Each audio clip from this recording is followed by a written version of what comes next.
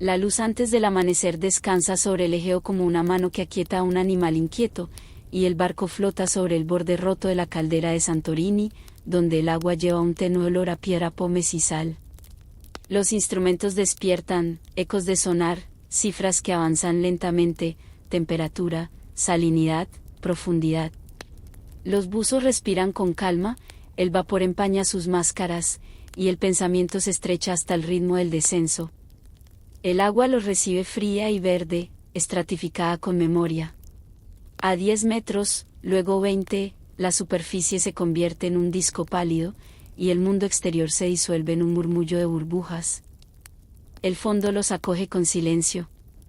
La luz de sus lámparas revela una extensión que no es fondo marino, sino piedra ordenada, losas de caliza encajadas con una precisión que desafía al azar.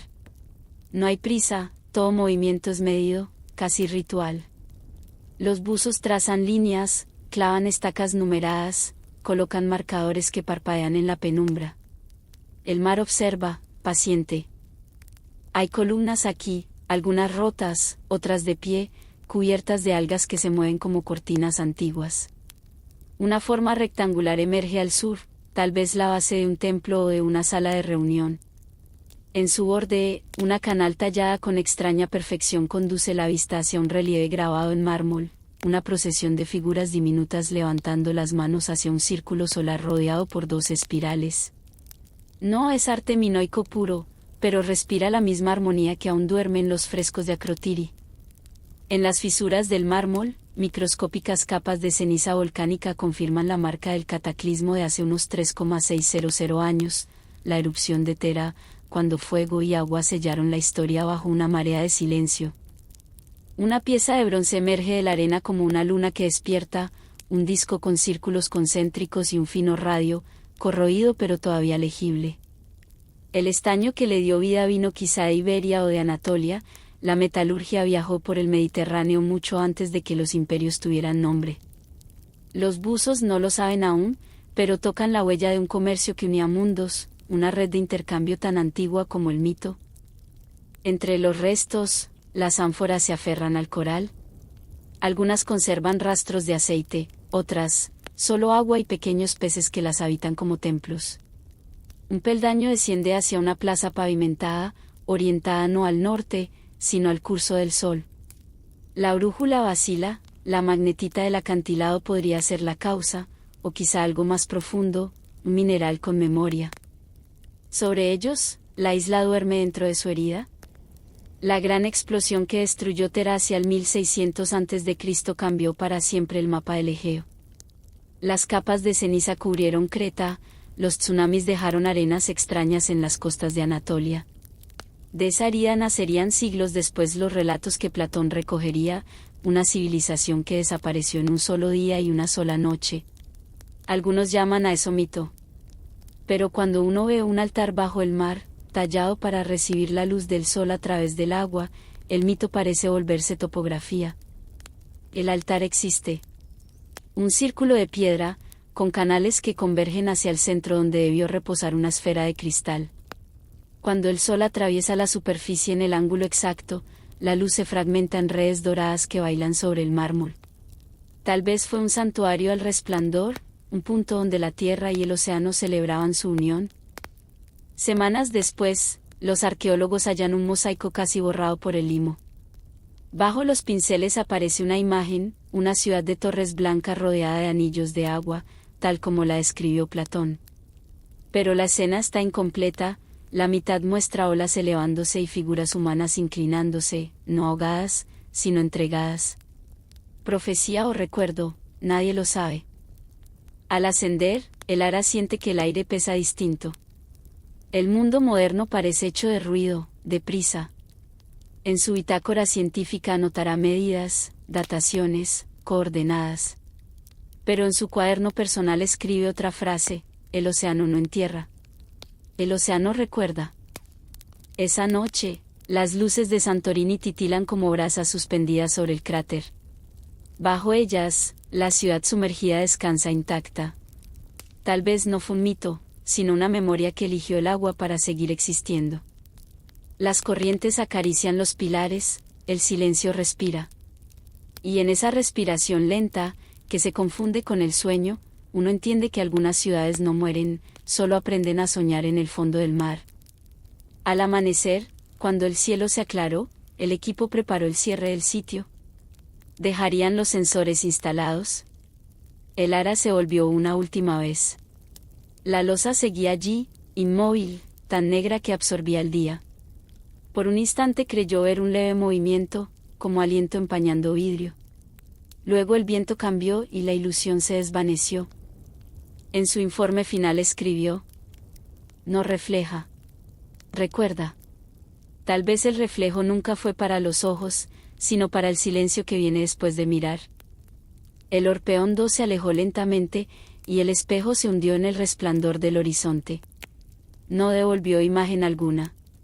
Solo el mar, antiguo, insondable, guardando en su fondo el recuerdo de una civilización que aprendió a ocultarse incluso de sí misma. Y allí, bajo las olas, el espejo seguía esperando, negándose a la luz, guardando lo que una vez vio. Las dunas del sur de Santorini no están hechas de arena común. Al amanecer brillan con un tono dorado pálido, y cuando el viento las cruza, emiten un murmullo leve, una vibración grave y efímera, como si la isla recordara algo enterrado muy dentro de sí. Durante siglos, los pescadores contaron historias sobre esas noches, cuando la playa sonaba, cuando el suelo parecía tocar una nota profunda, como una campana que resonaba desde abajo. La doctora Livia Cael había oído esas historias de niña. Años más tarde, ya convertida en arqueóloga geofísica a bordo del Orpeón 2, regresó a esa misma costa con instrumentos capaces de medir lo que el folclore había intuido. Su misión, estudiar las anomalías acústicas detectadas tras los temblores que sacudían la caldera enterrada. Lo que descubrió transformaría la leyenda en un eco tangible. Las primeras lecturas llegaron poco antes del amanecer. Los espectrógrafos vibracionales, dispuestos sobre las dunas, registraron oscilaciones suaves, armónicas, repetidas. Las frecuencias se agrupaban cerca de los 432 hercios, el rango tonal asociado en la antigüedad a los instrumentos ceremoniales. Sin embargo, no había fuente visible. Ningún viento, ninguna grieta, ningún movimiento sísmico.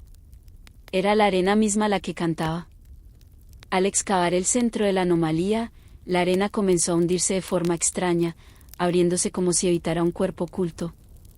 En cuestión de horas aparecieron fragmentos de bronce curvado, cubiertos de pátina verde. Cada pieza tenía grabados, espirales, ondas, y símbolos repetidos que parecían orejas estilizadas. Una de ellas conservaba un pequeño aro, como un asa. Una campana.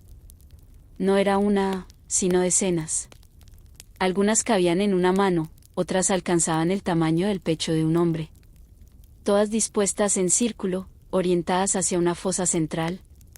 Livia se inclinó para examinar las inscripciones, el mismo patrón geométrico que había visto en el observatorio sumergido y en la piedra resonante. Aquello no era casual, era parte del mismo sistema, una red destinada a hacer vibrar la tierra. La lluvia murmura contra los ventanales rotos de un viejo monasterio en lo alto de la llanura de Anatolia. Dentro, la biblioteca respira lentamente, un santuario de polvo y penumbra donde las sombras parecen moverse al ritmo de las páginas.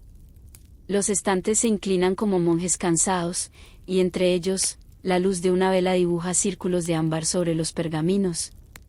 En una mesa solitaria, el doctor Leandro Sale, cartógrafo histórico y hombre de una paciencia casi monástica, observa un rollo recién hallado bajo el suelo del claustro. Las pruebas demostraron que el metal no era bronce común, sino una aleación de cobre, estaño y vidrio volcánico, capaz de amplificar frecuencias bajas. Cuando una de las campanas fue golpeada con un martillo de prueba, emitió un sonido tenue, casi imperceptible, que permaneció flotando en el aire como un suspiro antiguo. El equipo llamó al sitio el campo del coro. Trabajaban en silencio, como si cavaran dentro de un templo. Al atardecer, una ráfaga de viento cruzó las bocas huecas de las campanas, y la llanura entera vibró con un tono grave que se extendió hasta el mar. No era fuerte. Era inmenso. Esa noche, Livia revisó las grabaciones. Las ondas formaban secuencias, intervalos, cadencias. Superpuso las frecuencias de todas las campanas y descubrió una serie armónica exacta, cuyas proporciones coincidían con las distancias orbitales de los planetas conocidos por los astrónomos antiguos. La música de las esferas, escrita en metal y tierra. Entonces comprendió, no se trataba de un sonido para oír, sino para sentir. El suelo vibraba con cada nota, transmitiendo la resonancia a través de la roca y del agua. Los hidrófonos, instalados a varios kilómetros, registraron el mismo patrón. La isla entera respiraba como un solo instrumento. En su cuaderno escribió, afinaron la tierra. Cada campana era una frecuencia. Cada frecuencia, una memoria. Construyeron armonía dentro de la piedra. Al amanecer siguiente volvió sola al sitio. El viento había cubierto parcialmente las excavaciones, y las campanas parecían dormir. Se detuvo en medio del círculo. La brisa comenzó a moverse, rozando los bordes de bronce. Uno a uno, los tonos regresaron, suaves, temblorosos, pero unidos. No encendió la grabadora. Cerró los ojos y escuchó. El sonido no era perfecto, algunas campanas estaban rotas, otras ahogadas por la arena, pero juntas formaban un acorde delicado, cálido, como si la tierra se perdonara a sí misma.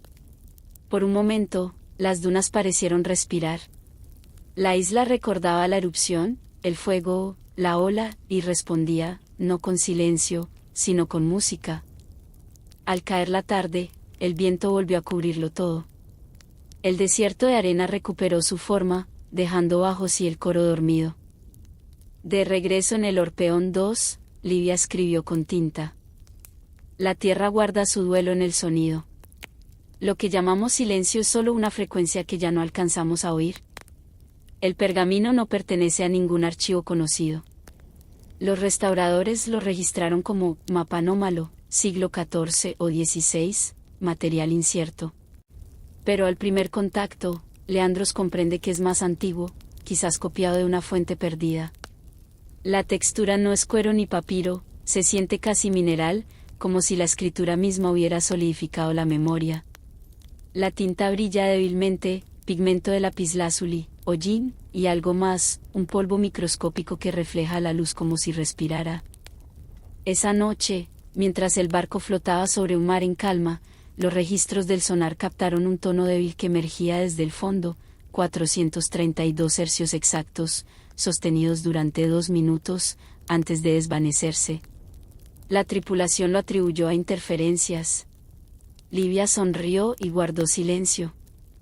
Las campanas bajo la arena habían respondido una vez más, no para ser medidas, sino recordadas. La isla había cantado su nombre al abismo, y el mar, como siempre, había escuchado. La primera vez que lo vieron, no parecía fuego. Brillaba bajo el agua, entre las grietas del basalto, como una corriente de luz moviéndose dentro de la piedra, viva, respirando. Las cámaras del Orpeón 2 captaron el resplandor cerca del límite sur de la falla del Egeo, a casi 200 metros de profundidad. Los sensores indicaban bioluminiscencia, pero el espectro revelaba otra cosa. Aquella luz no provenía de seres vivos, sino de calor antiguo, todavía palpitando en el corazón de la roca. El doctor Orión Carras lideró el descenso esa mañana. Vulcanólogo de oficio, historiador por instinto, había dedicado su vida a buscar los lugares donde los mitos se superponen con la geología, donde las heridas de la tierra y las leyendas del hombre cuentan la misma historia.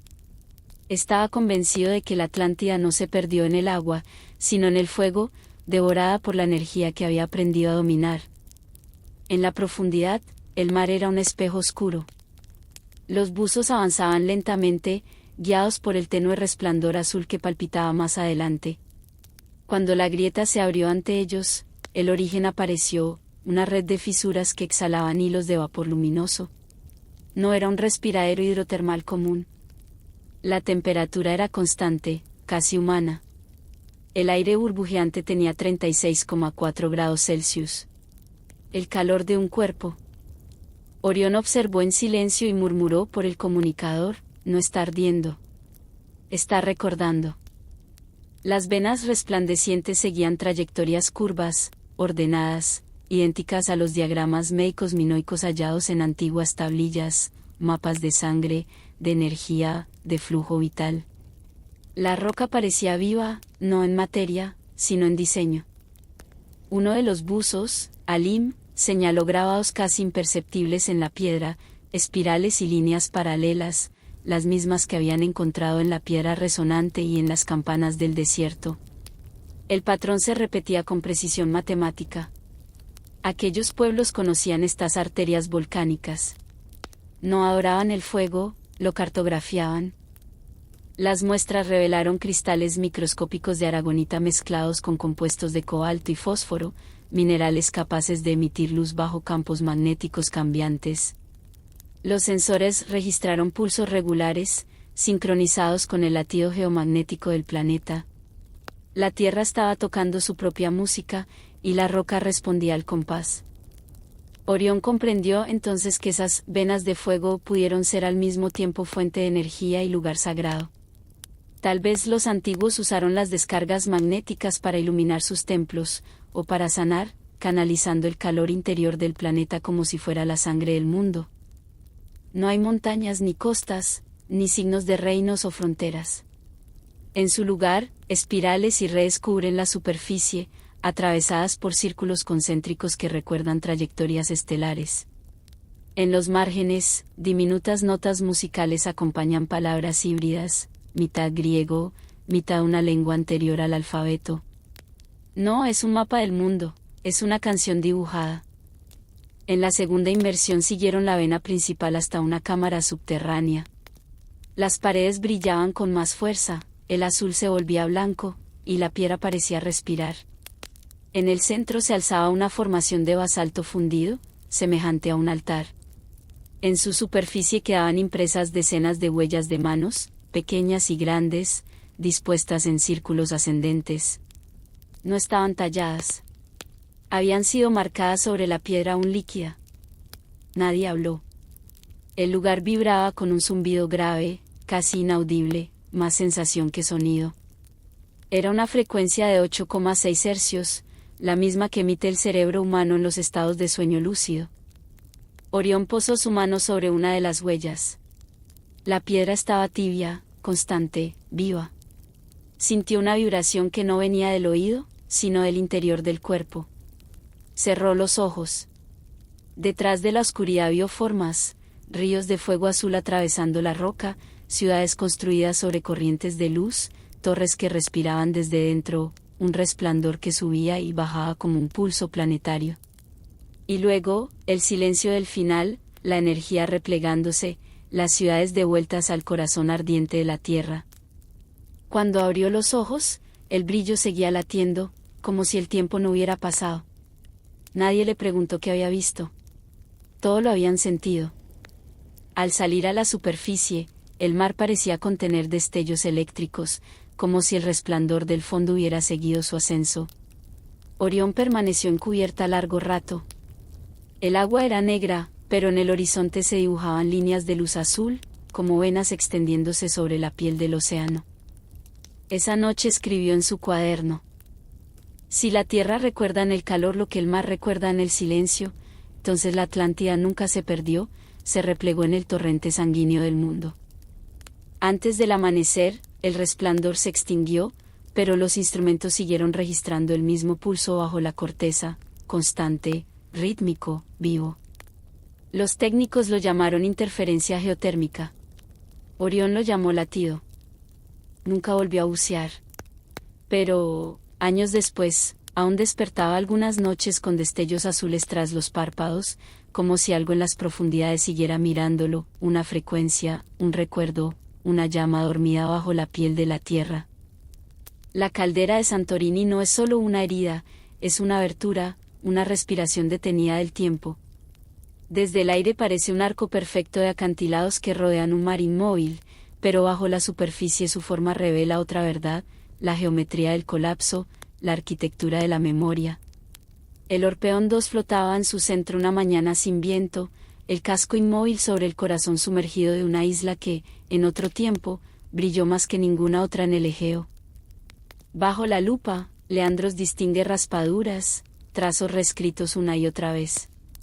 El pergamino ha tenido muchas vidas, copiado por manos que no comprendían su propósito. La superficie es una excavación de intenciones superpuestas. Al tocar los surcos, siente el eco de quienes copiaron antes que él, escribas que preservaron lo incomprensible como si fuera oración. La doctora Amara Abbas y el doctor Elías Barín observaban el agua desde la horda. El oleaje dibujaba círculos lentos, como si respirara. Allí había comenzado, o allí había terminado, todo. Los datos recopilados durante meses por la expedición convergían en ese punto: la piedra resonante, el observatorio ahogado, la biblioteca, el espejo, las campanas, las venas de fuego azul. Cada frecuencia, cada señal, conducía hacia el centro. Hacia la puerta. Los buzos descendieron al amanecer. El agua estaba cargada de ceniza volcánica, brillante como vidrio líquido. A unos 50 metros encontraron una hilera de columnas de basalto que descendían hacia la oscuridad, demasiado simétricas para ser naturales, demasiado erosionadas para seguir intactas. La cámara del sumergible captó entonces un vacío negro, una forma oval perfecta tallada en la roca, flanqueada por 2 pilares de obsidiana. Era la puerta. A su alrededor, el fondo marino estaba cubierto de fragmentos, cerámica fundida con vidrio, relieves rotos donde figuras humanas sostenían vasijas con fuego.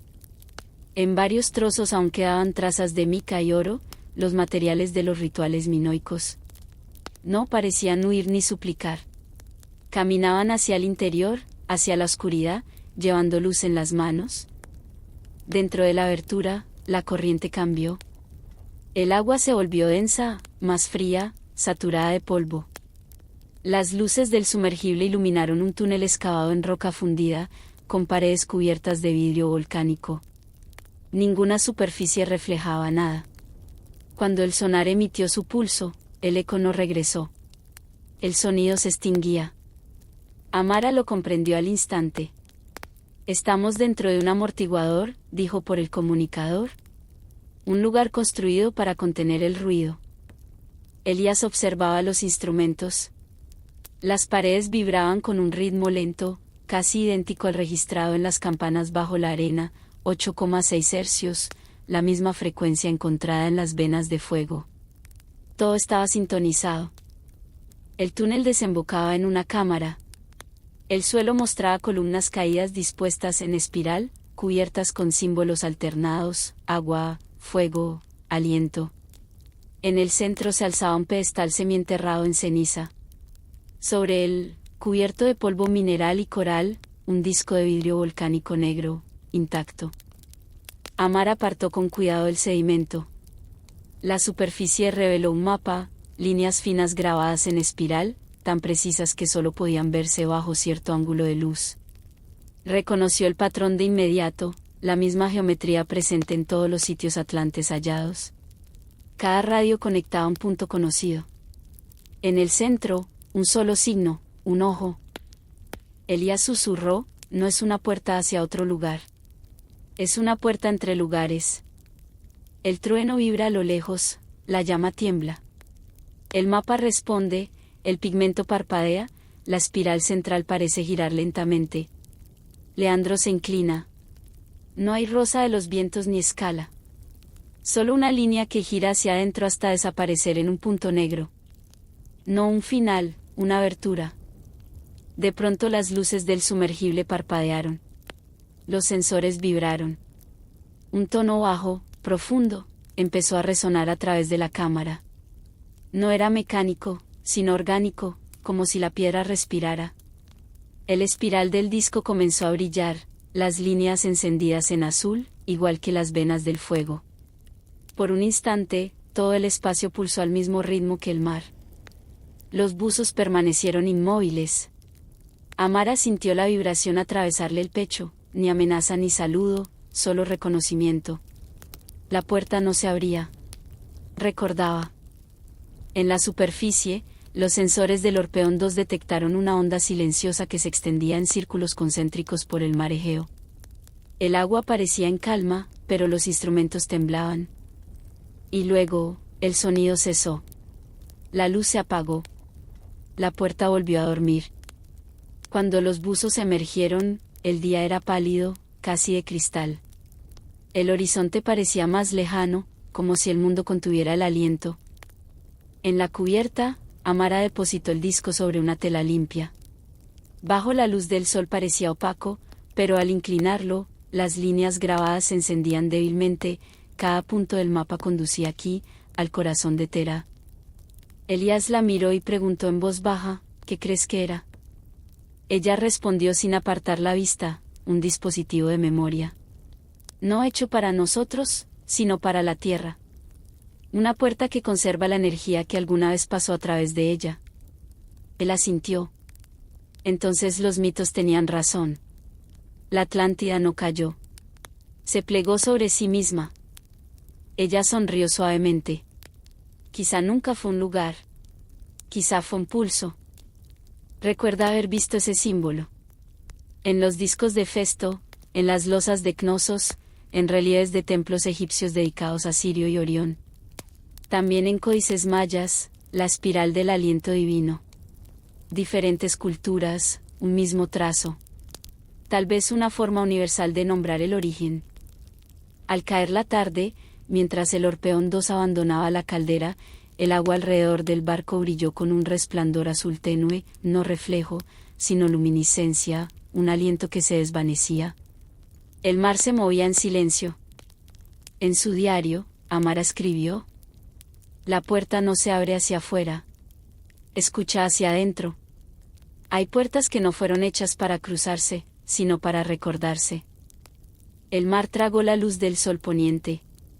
Bajo su superficie, la puerta de Tera guardaba, paciente como la piedra, escuchando los ecos de una civilización que alguna vez habló con el planeta en el idioma de la resonancia. La encontraron por accidente, un leve destello atrapado en el sedimento oscuro al borde de la caldera, algo demasiado preciso para ser mineral, demasiado paciente para ser obra humana. Cuando los buzos retiraron la arena, apareció una estructura, una columna estrecha de piedra translúcida que se alzaba desde el fondo como un rayo inmóvil. Palpitaba con una cadencia tan lenta que podía pasar desapercibida entre dos parpadeos. La doctora Nadir Solen la llamó la columna de luz, aunque más tarde, en sus notas, escribió otro nombre junto a él, la luz que olvidó el cielo. Bajo el escaneo ultravioleta, la columna reveló venas luminosas que recorrían su núcleo, filamentos que respondían al tacto y al campo magnético, encendiéndose en azul pálido antes de desvanecerse otra vez. La capa exterior estaba formada por sílice fundida y cuarzo, el interior, por un cristal desconocido, mitad obsidiana, mitad hielo. Cuando se la golpeaba suavemente con una varilla de medición, emitía ondas en el agua circundante, como campanas que no podían oírse, solo sentirse. Nadir comparó el patrón de resonancia con los datos de la puerta de Tera. Las frecuencias coincidían. Cada pulso, cada armónico, seguía la misma vibración de 8,6 hercios que había acompañado a la expedición desde su inicio. Aquella luz pertenecía al mismo entramado invisible, no eléctrico, sino mnemónico. Un sistema de memoria grabado en vibración, donde la materia conservaba conocimiento mediante resonancia. La columna se alzaba sola, pero el suelo mostraba rastros de una base circular, había sido parte de un conjunto mayor, quizá un faro, quizá un instrumento de sincronía, o tal vez algo mucho más antiguo, un vestigio del recuerdo mismo de la iluminación. Nadir pensó en los relatos que hablaban del final de la Atlántida, una noche de luz, no de fuego ni de tormenta, sino de un resplandor que convirtió la oscuridad en día antes de ser devorado por el mar, y si esa luz no se extinguió, sino que descendió, cristalizando en la piedra, esperando milenios para ser hallada. Introduce las coordenadas del dibujo en su software cartográfico. El resultado lo desconcierta, las líneas del mapa, proyectadas sobre la Tierra, atraviesan lugares sagrados, Tera, Giza, Malta, Tiahuanaco, unidos por una geometría invisible. En el centro de la espiral, justo sobre la dorsal atlántica, se abre un vacío, el lugar donde Platón situó la caída de la gran isla. Cuando su mano enguantada rozó la superficie, la columna respondió con un pulso leve, casi un latido. El brillo se expandió por las venas y luego se desvaneció, dejando un resplandor residual sobre el agua. Los instrumentos se detuvieron unos segundos, como si el tiempo hubiera contenido el aliento. De regreso al laboratorio, Nadir analizó las grabaciones. El patrón de la luz se traducía en una onda similar a las frecuencias del habla humana, aunque demasiado lenta para ser oída. Al acelerar la señal, la curva sonora formó un tono repetido, oscilante, como una voz pronunciando una sola sílaba infinita. No se comprendía el palabra, pero el espectro dibujaba una espiral perfecta. Esa noche escribió en su diario: no es comunicación. Es recuerdo, la memoria física de la luz, buscando el cielo que una vez tocó. A la noche siguiente regresó sola al sitio, en un pequeño sumergible. El mar estaba quieto, el abismo completamente oscuro. Al acercarse, la columna se iluminó antes de que ella la tocara, como si la reconociera. No vibraba. Respiraba. El agua temblaba suavemente, el sedimento se levantaba del fondo, y Nadir sintió una tibieza profunda, la misma que describieron los geólogos al estudiar las venas del fuego azul, el pulso vivo del planeta. Cerró los ojos, y la luz continuó brillando detrás de ellos, como una memoria que no podía apagarse. No vio templos ni ciudades. Vio la luz misma fragmentándose, deshaciéndose en materia, en agua, en memoria. Y dentro de esa disolución percibió calma, la certeza de que nada sagrado se pierde, solo cambia de forma. Cuando emergió, el mar reflejaba las estrellas con tanta claridad que no existía frontera entre el cielo y el agua. Por un instante, no supo a cuál de los dos regresaba. En su última nota de campo escribió: la columna no brilla. Recuerda haber brillado. El mar guarda lo que el cielo olvida. Suspende la simulación. El silencio es denso. No piensa en certezas, los mapas no son pruebas, son espejos. Toca de nuevo el pergamino. La superficie conserva una temperatura distinta, como si guardara una chispa eléctrica. El zumbido regresa, suave, casi un suspiro. Al amanecer, el Orpeón 2 se preparó para abandonar la caldera. Mientras las hélices giraban, el sonar captó un último eco, un zumbido grave, mitad sonido, mitad silencio. Fue desapareciendo lentamente, como si la luz recordara, al fin, de dónde provenía. Y bajo la calma azul del océano, la columna permaneció, resplandeciendo en la oscuridad, un recuerdo del cielo, esperando todavía el amanecer. Cuando el Orpeón 2 cruzó el borde exterior de Tera y se adentró en el mar abierto, la tripulación guardó silencio. El océano se extendía infinito, una superficie de luz gris pálida tan inmóvil que parecía suspendida en el tiempo. La doctora Maravas permaneció encubierta hasta bien entrada la noche. En la bodega, las muestras descansaban selladas, fragmentos de obsidiana, arenas luminosas, el disco negro hallado en la puerta, los cristales azules que aún latían débilmente dentro de sus frascos. Cada pieza vibraba con el mismo pulso, leve pero constante.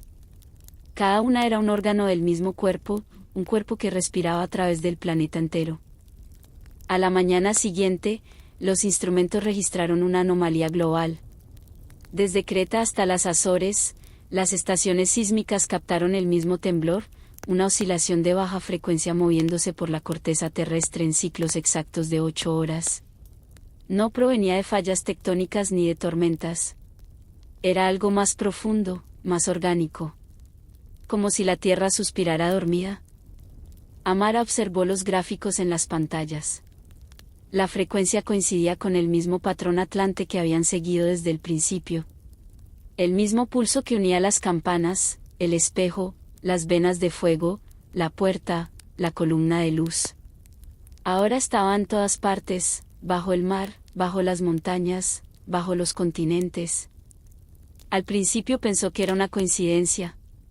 Pero las lecturas se intensificaron, repitiéndose con una claridad casi deliberada, como si el planeta respondiera a su descubrimiento. Esa tarde, Elías subió a cubierta. El horizonte era un trazo sin límites, el mar, una piel de vidrio. «Tú también lo sientes», dijo. Amara sintió. No había sonido, Pero algo presionaba el aire, una vibración que se percibía más en el pecho que en el oído, como un trueno que resonara adentro. Los continentes, murmuró Elías. Se están moviendo otra vez. No desplazándose, respirando. Cierra los ojos. Imagina al escriba original, quizá un monje, quizá alguien anterior a la historia, dibujando no con tinta sino con sonido. Cada curva, una nota, cada espiral, un acorde. El mapa fue cantado antes de ser escrito. Es una música convertida en imagen. Amara sonrió suavemente. Quizás nunca dejaron de hacerlo. Recordó los antiguos mitos que hablaban de la tierra como un ser vivo, sus montañas, sus huesos, los océanos, su sangre, los volcanes, su corazón. Durante siglos, la ciencia había separado esas metáforas del lenguaje, pero mirando los monitores comprendió que los antiguos no se habían equivocado. Algo vasto y antiguo se movía bajo la superficie, no con violencia, sino con un ritmo paciente, como un sueño profundo reanudando su respiración. Los patrones sísmicos mostraban que el pulso no seguía las fracturas de las placas, sino trayectorias resonantes, las mismas espirales grabadas en los artefactos atlantes. Las ondas conectaban continentes separados hace millones de años, África con Sudamérica, Europa con el Caribe, el Egeo con la dorsal atlántica. Bajo el fondo oceánico, los sensores detectaban variaciones electromagnéticas tenues, como si el mar entero recordara. Esa noche, el plancton bioluminiscente que rodeaba el barco comenzó a brillar en círculos concéntricos. Las olas formaban anillos de luz, palpitando al mismo ritmo que la vibración invisible. Era un latido hecho de agua y silencio. Nadie habló. Nadie se atrevió. Amara susurró, es el mismo pulso que dio origen al mito. Elías asintió. Y el mismo que lo cerrará. Ella levantó la vista hacia el horizonte. Todo el océano parecía murmurar, no con advertencia, sino con memoria. Los continentes, fragmentos de un antiguo cuerpo partido por fuego y marea, soñaban su reunión, resonando unos con otros a través de piedra y sal. En su cuaderno escribió: quizá la Atlántida nunca fue destruida. Quizá se dispersó. Su energía viajó con los continentes que nacieron de sus huesos. Lo que llamamos continentes son solo fragmentos de un mundo dormido, que aún respira en su antiguo ritmo. Al amanecer, la luz temblaba sobre el agua como un velo dorado. El zumbido se había desvanecido, pero los sensores seguían registrando pulsos débiles bajo la corteza, respiraciones del planeta. Cuando los abre, la vela proyecta otro tono. La tinta parece dorada. Las letras marginales se transforman, no cambian de forma, sino de ritmo. Las copia, non itinera, sed memoria. No es un camino, sino un recuerdo. El Orpheon II siguió su curso hacia occidente, dejando una estela de plata sobre el mar inmóvil. Amara cerró los ojos. Bajo la superficie, podía sentirlo, ese ritmo profundo, eterno, más antiguo que el lenguaje, más antiguo que los propios continentes. No era la Atlántida llamando. Era la tierra recordándose a sí misma. Y en esa memoria no había sonido, solo quietud, el lento, inmenso respirar del mundo dormido bajo sus océanos. La noche cayó sobre el Egeo como un aliento lento. El Orpheon II flotaba sin motores, con las luces atenuadas para no romper el silencio del agua. A su alrededor, el mar era de cristal, tan quieto que las estrellas temblaban sobre su superficie, indecisas, sin saber dónde terminaba el cielo y comenzaba el reflejo. No había viento ni sonido. Solo el pulso profundo bajo el casco, el mismo ritmo antiguo que los había acompañado desde las ruinas, desde las puertas, desde la luz. La doctora Maravas permanecía sola en cubierta. En sus manos sostenía el último fragmento, un trozo de vidrio volcánico del tamaño de una moneda, grabado con la espiral que había aparecido en cada descubrimiento. Bajo la débil claridad nocturna, el fragmento brillaba sin reflejar nada, conteniendo en su interior un resplandor silencioso, como si el mundo aún respirara a través de él. Pensó en los otros, el Ara, Orión, Nadir, Elías, todos arrastrados por la misma corriente de memoria. No habían encontrado una civilización, habían encontrado continuidad. La Atlántida no era una ciudad perdida bajo el mar, era el mar.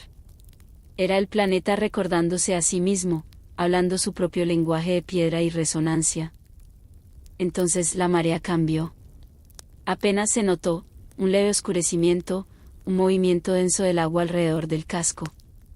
La superficie empezó a brillar, un azul profundo, el mismo que había iluminado cada descenso. Subía en espirales lentas, ascendiendo alrededor del barco como humo líquido y disolviéndose al tocar el aire. El océano respiraba. Amara se arrodilló y tocó el agua. Estaba tibia, viva, poblada de diminutos puntos de luz, la escritura del mar. Pulsaban con un orden sutil, no aleatorio, casi un lenguaje. «La marea recuerda», susurró. Los sensores confirmaron el fenómeno minutos después. El pulso global había regresado, propagándose otra vez desde Terra, viajando por el Mediterráneo, extendiéndose sobre las dorsales oceánicas como una canción que regresa a su primer eco. Pronto se desvanecería, como siempre, dejando solo silencio y datos. Pero en las profundidades seguiría, soñando en la presión y el fuego. Repite la frase en voz baja. El aire la absorbe como si la reconociera. Se incorporó y miró hacia el horizonte. El este empezaba a clarear. El primer brillo del amanecer tocaba el borde de la caldera, dorado, antiguo, casi sagrado. El aire olía a sal y a ceniza. Recordó el mapa grabado en el disco negro, una espiral que no terminaba, que giraba hacia adentro, renaciendo en cada giro. Quizá ese era el secreto que los antiguos comprendieron, que ninguna civilización desaparece, solo se hunde en el tiempo. Sus voces se transforman en minerales, sus ideas en campos magnéticos, sus oraciones en vibraciones que la tierra guarda como latido. La marea alcanzó sus botas, tocó la madera y retrocedió. En ese instante, Amara sintió el mismo calor que había encontrado en las venas del fuego azul, el mismo tono que había vibrado en las campanas, el mismo silencio del espejo. Todo lo que habían hallado, el puesto, el observatorio, la puerta, la luz, era un solo aliento, disperso en siglos, regresando en una exhalación final. En su último registro escribió: «El océano no olvida. Espera hasta que el hombre vuelva a guardar silencio para escucharlo otra vez. Ninguna civilización muere, solo duerme, esperando a que la marea devuelva su nombre a la orilla». El sol emergió del horizonte. La luz bañó la cubierta y el fragmento en su mano brilló con un destello azul antes de volverse transparente, como si hubiera liberado su último recuerdo. Los motores se encendieron. El barco giró lentamente hacia casa. Detrás, el Egeo resplandecía, inmenso, sereno, respirando. Y en algún lugar bajo su calma infinita, la marea ya regresaba, trayendo consigo los sueños de un mundo que nunca se perdió del todo. Durante horas, Leandros compara patrones. Observa cómo las espirales coinciden con la arquitectura de los laberintos, con las alineaciones de templos antiguos al solsticio. La misma proporción áurea aparece en civilizaciones que jamás se conocieron. Es como si la humanidad hubiese estado recordando, no inventando. Al amanecer, deja de pensar en cartografía. El mapa sobre la mesa parece algo vivo. No señala lugares, sino la memoria de la luz. Piensa en los fondos oceánicos, en sus dorsales que imitan las curvas del cerebro. Quizás los antiguos entendieron ese paralelismo y lo consideraron sagrado. Tal vez Atlantis no fue ciudad, sino equilibrio, una sinfonía entre mente y mundo. En su informe oficial anotará datos fríos, pigmento, datación, composición. Pero en su cuaderno personal escribe solo una línea: el mapa no conduce a tierra alguna, sino a la memoria de la luz. Guarda el pergamino entre láminas de vidrio. Aún encerrado, parece vibrar. Al salir, la luz del amanecer atraviesa las ventanas rotas, el polvo suspendido dibuja una espiral dorado que desaparece en segundos. Esa noche, en el tren hacia Atenas, observa las nubes moverse como archipiélagos flotantes. El zumbido continúa, casi imperceptible, como si el mapa se hubiera grabado en su pulso. Piensa en los monasterios construidos sobre ruinas más antiguas, en la forma en que el conocimiento reutiliza las piedras del olvido. Tal vez los mapas nunca pretendieron guiarnos hacia afuera, sino de regreso. Hacia el centro. La noche avanza. El tren se desliza. El sonido de las ruedas es un mantra antiguo, repitiendo la misma frase que el mapa susurraba, que el recuerdo, cuando sueña, se convierte en nosotros. El descenso comenzó al anochecer, cuando el mar adquirió el color del vidrio herido. El barco de investigación Orpeón 2 flotaba a 50 millas al sur de Creta, sobre una fosa donde el sonar había dibujado una forma imposible, una cúpula perfecta, lisa, metálica, demasiado simétrica para ser casualidad. Las coordenadas se encontraban cerca del arco helénico, una región inquieta, donde las placas de la tierra se rozan como memorias antiguas. Fue allí, según los textos minoicos, donde los navegantes de Tera observaban las estrellas reflejadas en el agua, como si el cielo pudiera aprender del mar. La doctora Amara Vaz, arqueóloga submarina, ajustó su visor mientras el sol se hundía. Su traje brillaba con sensores, y su mente con expectativa. En los informes, el sitio figuraba como estructura submarina E4, pero entre la tripulación ya tenía nombre propio, el observatorio ahogado. Las lecturas magnéticas indicaban la presencia de un anillo de bronce bajo el lodo, y bajo él, un vacío de proporciones calculadas. El agua los recibió con lentitud. La luz descendía en filamentos, perdiéndose entre partículas suspendidas.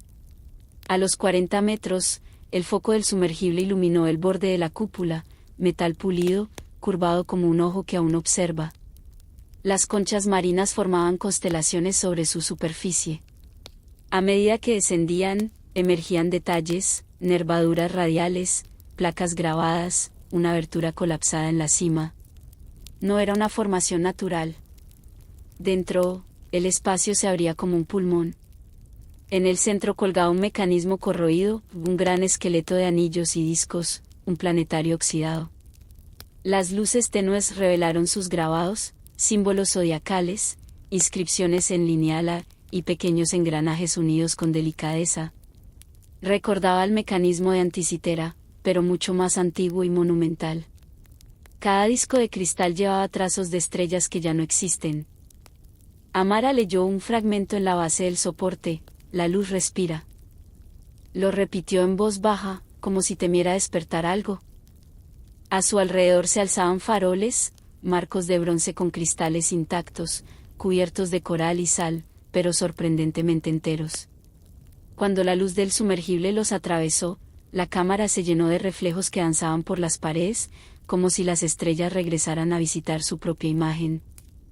El análisis posterior revelaría restos de carbonato cálcico y magnesio en su interior, componentes del traicos, el vidrio volcánico que los minoicos usaban en lámparas rituales. Aquellos faroles no fueron simples instrumentos de iluminación. Eran espejos del firmamento. Las lámparas imitaban la luz de las estrellas que los sacerdotes observaban desde los templos antes del cataclismo. Los constructores de este observatorio habían querido conservar el cielo bajo el mar. Amara apagó su linterna. La oscuridad los envolvió. Pero tras unos segundos, las paredes comenzaron a brillar con una fosforescencia tenue, natural, como un recuerdo mineral. El resplandor latía lentamente, respirando. Los buzos permanecieron inmóviles. Los sensores no registraban energía. Ningún aparato podía traducir esa luz. Era una memoria atrapada en piedra. Tal vez los minerales del volcán aún conservaban energía solar, sellada allí por el fuego milenios atrás. Las lámparas, al tocarlas, respondían como si recordaran haber ardido. Amara extendió una mano y retiró un velo de sedimento de una de ellas. El cristal emitió un destello dorado. ¿Reflejo? Respuesta. Nadie lo supo. Durante 3 días cartografiaron la cúpula. Las mediciones demostraron un grado de precisión imposible para la edad del bronce. Cada costilla del domo coincidía con la posición de una estrella durante el solsticio de verano. Las pruebas de carbono situaron su construcción alrededor del 1700 a.C., el mismo siglo de la erupción de Tera. Al regresar a la superficie, el grupo hablaba poco. La luz del mundo parecía demasiado ruidosa. Esa noche, Amara revisó las grabaciones. El sonido de los respiradores, el pulso del agua, el zumbido grave que los hidrófonos habían captado dentro de la cúpula, 8 hercios exactos, la frecuencia de un cerebro en calma. Pensó en los astrónomos que allí trabajaron, sincronizando su respiración con la del planeta. Imaginó cómo, al acercarse la erupción, debieron volver una vez más al observatorio, encender sus lámparas, mirar las constelaciones reflejadas bajo el agua. El fuego los alcanzó, y el cielo cayó dentro del mar. Pero su luz no se extinguió, quedó suspendida, convertida en sueño. Antes del amanecer, Amara escribió en su cuaderno: no construyeron para observar las estrellas. Construyeron para que las estrellas no nos olvidaran. Cerró el cuaderno y escuchó las olas. El horizonte carecía de color. Debajo, en el silencio de la fosa, las lámparas seguían brillando. Tal vez todos los observatorios terminan así, no destruidos, sino recordados por la oscuridad. Cuando el último rastro de una estrella desaparece, su reflejo persiste en el agua. Y al caer la noche, Amara creyó ver una luz débil ascendiendo desde las profundidades, un resplandor que no pertenecía al sol ni a la luna, sino al recuerdo del cielo que aún soñaba bajo el mar. El hallazgo fue casual, como ocurre con casi todas las verdades antiguas. Un error de coordenadas, una corriente desviada, un grupo de exploradores buscando ánforas hundidas y encontrando, en cambio, una forma solitaria medio enterrada en la arena.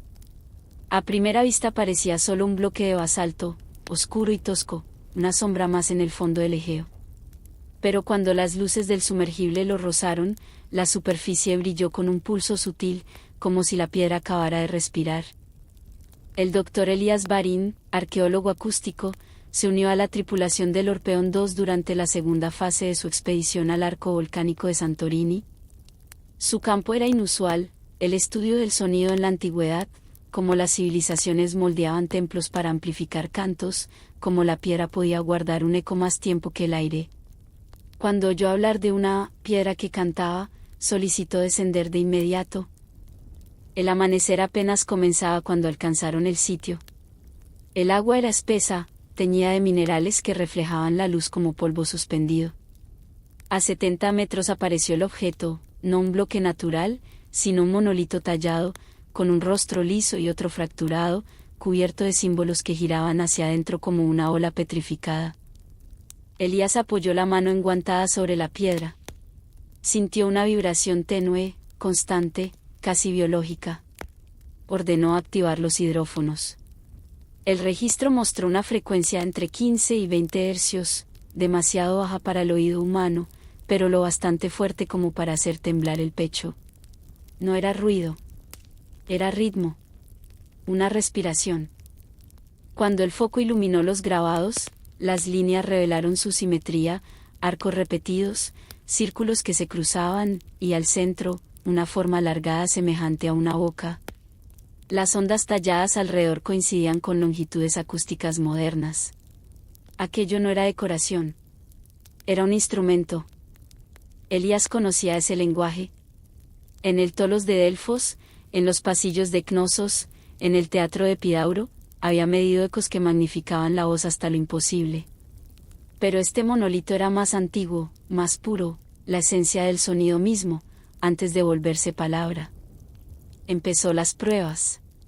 Emitió impulsos sonoros y esperó. Lo que regresó no fue eco, sino respuesta. La frecuencia se transformó, modulada, como si la piedra filtrara y devolviera el tono en otra octava. Los datos lo confirmaron, la superficie amplificaba unas notas y absorbía otras, creando una armonía que podía viajar a través del agua durante kilómetros. Más tarde, los análisis revelarían que la roca contenía cristales de calcita y hierro, minerales capaces de vibrar durante largo tiempo cuando reciben energía acústica.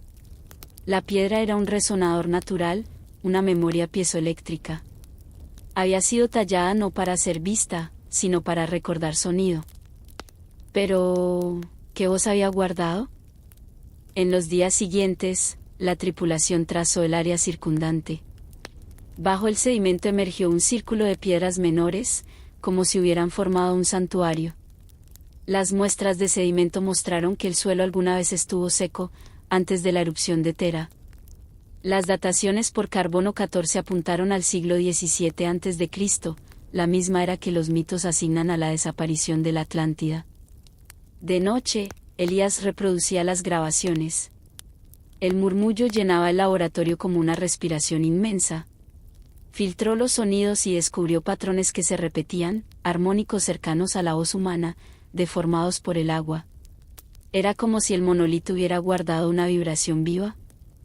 Imaginó a un cantor antiguo de pie frente a la piedra, entonando oraciones. Su voz habría hecho vibrar el mineral, imprimiéndose en él para siempre. No era un altar, sino un archivo. Un registro de frecuencia, una memoria que solo puede leerse con oído paciente. La tercera noche, el cansancio lo llevó a un estado de escucha extraña.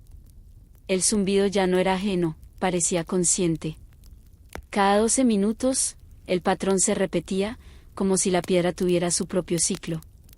Amplificó uno de los pasajes y el metal del barco respondió con un leve temblor. Al amanecer, Elías descendió una vez más. La superficie del mar era un espejo inmóvil. A medida que se acercaba al monolito, el pulso se hizo más fuerte. Emitió un sonido de prueba. La respuesta llegó en capas, grave y nítida.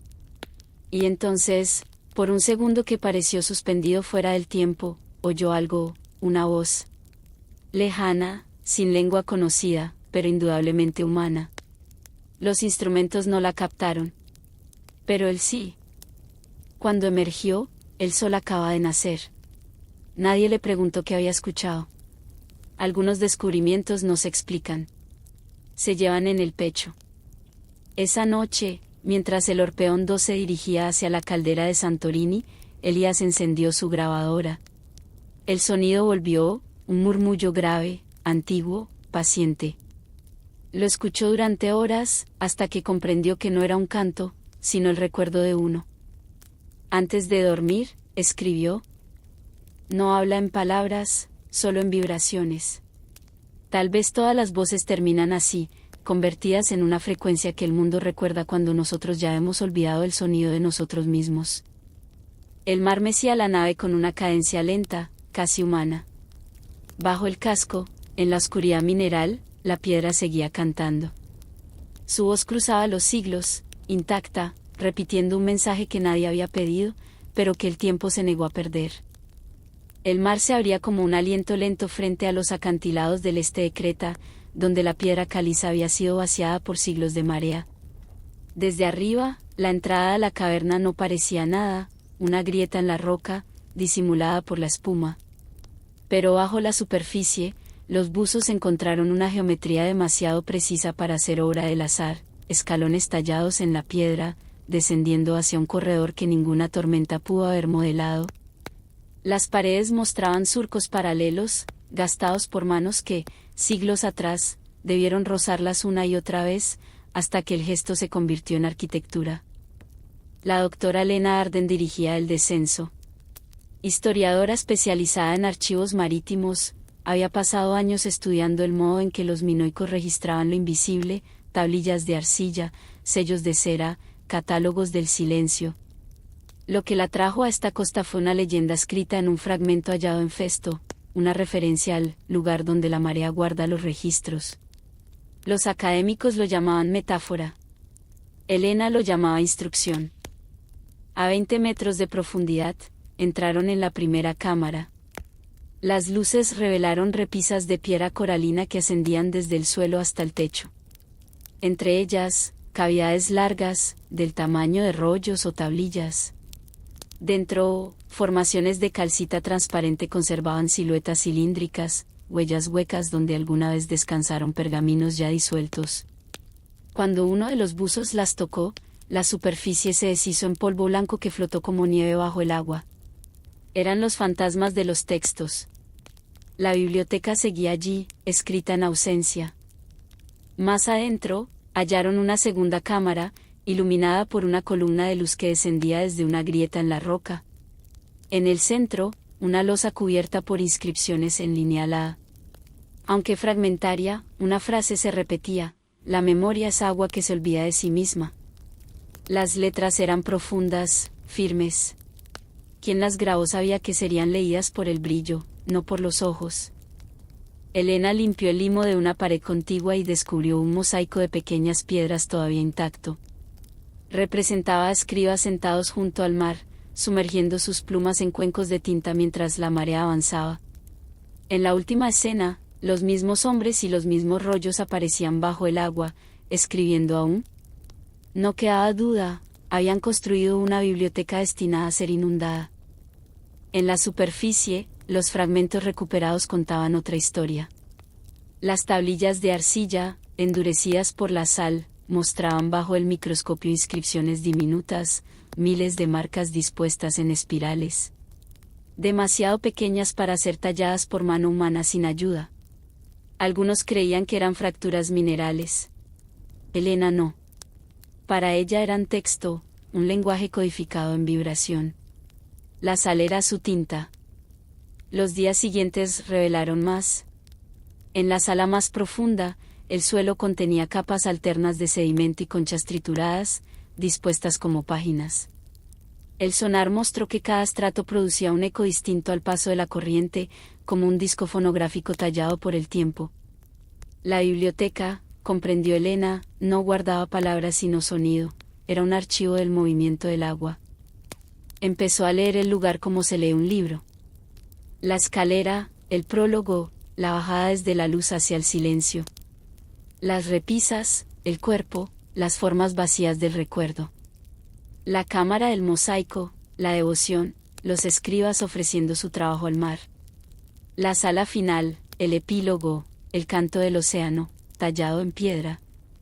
Con cada inmersión comprendía más, aquel no era un edificio para conservar conocimiento, sino para entregarlo.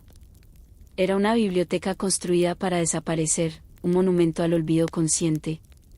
Recordar a través de la disolución. Por las noches, escribía a mano, negándose a usar grabadora. La luz de su lámpara temblaba sobre la cubierta del barco, imitando la que descendía hasta la cueva.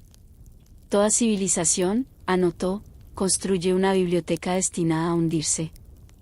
En la última inmersión, se quedó sola unos minutos. El haz de luz caía vertical, y pequeños peces cruzaban entre las repisas como lectores diminutos. Apagó su linterna. La oscuridad llenó la cámara con un orden perfecto. El agua se movía con ritmo, murmurando al pasar entre las cavidades. Comprendió entonces que la biblioteca seguía viva, la marea continuaba leyendo sus propias páginas. Al salir, el mundo le pareció frágil, la costa, el cielo, incluso las palabras escritas en su cuaderno. Las olas golpeaban el casco, borrando los sonidos como si corrigieran la puntuación. Esa noche escribió su última nota. La sal conserva lo que la tinta no puede. El mar no lee con letras, sino con ecos. Quizá toda página escrita guarda ser reescrita por la marea. El viento se detuvo. El horizonte respiraba. Y bajo la superficie, en la biblioteca tallada para el agua, las páginas de piedra seguían girando lentamente, leídas por la corriente, custodiadas por el silencio. En ese movimiento paciente, el océano repetía su más antiguo secreto, que nada desaparece del todo, solo cambia la forma en que el mundo lo recuerda. La expedición llegó a la isla al anochecer, una herida de roca volcánica flotando en el sur del Egeo, ausente de los mapas modernos pero nombrada en viejas cartas marineras como Nimos de la luna de ceniza. Apenas emergía del mar, rodeada de acantilados atravesados por vetas de obsidiana que, al morir el sol, destellaban como metal líquido. El Orpeón 2 ancló frente a su costa, girando lentamente con la corriente. Desde la cubierta, la isla parecía vacía, una silueta de ruina y sal. Pero cuando la luz empezó a desvanecerse, los geólogos vieron algo imposible, una línea de piedras negras, perfectamente alineadas, que partía de la playa hacia el interior. La doctora Lara Mircos había regresado a la expedición para esta última etapa, el reconocimiento de la isla que algunos llamaban el final del mapa. Durante semanas, el equipo había seguido correspondencias entre los lugares sumergidos descubiertos, el puesto Atlante, el observatorio ahogado, la piedra resonante, la biblioteca de la marea.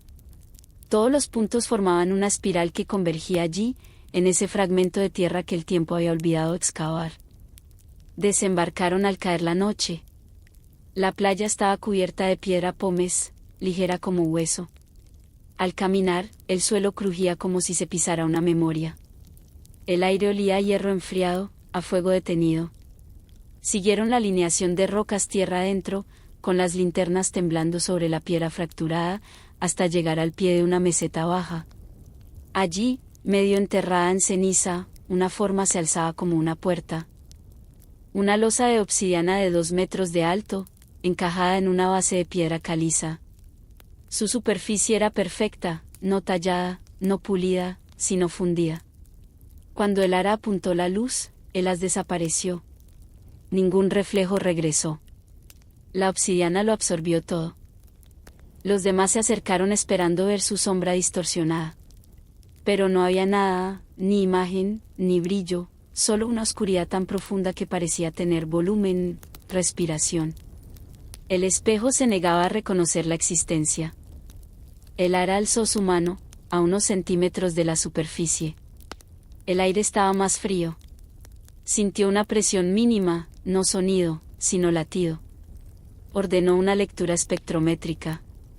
El resultado mostró un campo electromagnético débil, pulsando con intervalos regulares. El mismo patrón que habían detectado en la piedra del eco. La misma frecuencia, un pulso grave, antiguo, casi humano. Al amanecer despejaron la ceniza que cubría la base y hallaron inscripciones grabadas en el marco de piedra. Los símbolos mezclaban lineala con letras helénicas. Eidolonanelton, Menkatabainei, decía la frase. Cuando la imagen asciende, la memoria desciende. Un acertijo, comentó el traductor. No, respondió el ara. Una ecuación. Los sensores de infrarrojo y los radares sísmicos mostraron una cavidad bajo la losa, una cámara sellada a unos 4 metros de profundidad. El espejo no era un monumento, era una tapa. Al mediodía, el sol golpeó directo sobre la piedra. La superficie empezó a ondular, no reflejando la luz, sino doblándola hacia adentro, como si el calor despertara algo dormido.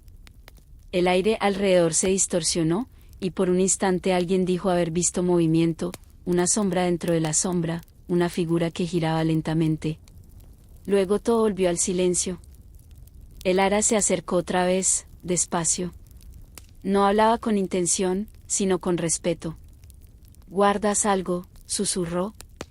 Los monitores registraron un pulso repentino, una sola vibración, y luego nada. Esa noche introdujeron una microcámara por una grieta junto al borde. La transmisión mostró una cámara pequeña bajo la losa, paredes cubiertas de fragmentos de obsidiana, y en el centro, un cuenco lleno de agua de mar. El agua no reflejaba nada. Alrededor del borde, talladas con precisión microscópica, cientos de figuras de ojos cerrados. El laboratorio flotante confirmó más tarde que el recinto databa de la Edad del Bronce. Las paredes mostraban rastros de calor extremo, como si hubieran canalizado lava. La losa de obsidiana, sin grietas, requería temperaturas de más de 1000 grados para formarse. No era accidente, era conocimiento. Ciencia y rito a la vez. La tercera noche el viento se alzó. El mar rugía contra las rocas y el suelo tembló. El ara permaneció encubierta observando los relámpagos a lo lejos. Pensó en los espejos, en cómo cada civilización fabrica los suyos no para verse, sino para olvidar lo que vio. Aquel espejo no reflejaba porque ya lo había visto todo. Rechazaba la luz porque contenía memoria, la huella de una visión demasiado antigua para repetirse.